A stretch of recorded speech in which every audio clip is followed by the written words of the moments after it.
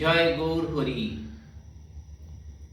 কোনো কার্য শুভারম্ভের পূর্বে আমরা গুরুর নাম স্মরণ করি, কিন্তু কেন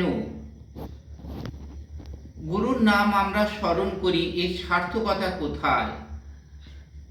গুরু হলেন শ্রীহরির করুণা ঘন রূপের প্রকাশ। তিনি ধরাধামে গুরুরূপে আবির্ভূত হয়। তাহলে গুরু কয়জন? শাস্ত্রকার কলম দিলেন কি? শাস্ত্রে কহে তিন গুরুর, যাহা হইতে জন্ম লইল সে যে প্রথম গুরু হয়। শাস্ত্রে কহে তিন গুরুর। তাহলে শাস্ত্রকার কি বলছেন? যে শাস্ত্রে বলছে তিনটে গুরু। তাহলে প্রথম গুরু কি না? যা হইতে জন্ম লইলুম সে যে প্রথম গুরু হয়। সন্তান সন্ততি জন্মের জন্য প্রথম পিতা মাতার অবদান। তাই পিতা মাতা হলেন প্রথম গুরু। তাই প্রত্যেকে আগে পিতা মাতার প্রতি শ্রদ্ধা যাপন করতে হয়। পিতাকে আমরা বন্দনা করব। পিতা স্বর্গ, পিতা ধর্ম, পিতাই পরম তপ।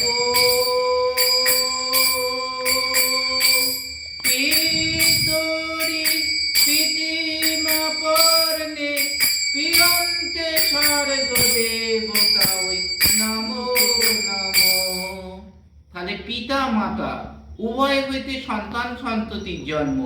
তাহলে পিতার যদি বন্দনা করি, তাহলে মায়ের বন্দনা অবশ্যই করা উচিত। তাহলে মাতৃবন্দনা এবার আমরা শুরু করব।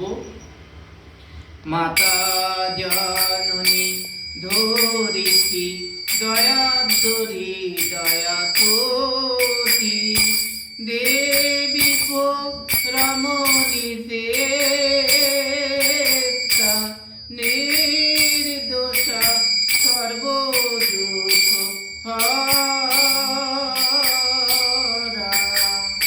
তাহলে পিতা মাতার পরেই আমরা শিক্ষা দীক্ষা এই দুটো গুরুকে অবলম্বন করি। শিক্ষা গুরু কি করেন না? পাঠ্যক্রমগত শিক্ষায় আলোয় আলোকৃত করে জ্ঞানের চোখ প্রজ্বলিত করে। আর দীক্ষা গুরু কি করেন? ভক্তকে ভগবানের সঙ্গে মেলবন্ধন ঘটিয়ে দেন। আর তৃতীয় গুরু কে না? তৃতীয় গুরু হলেন ভগবান। জয় নিতাই, জয় গৌর হরি, জয় শ্রীকৃষ্ণ, জয় রাধে রাধে।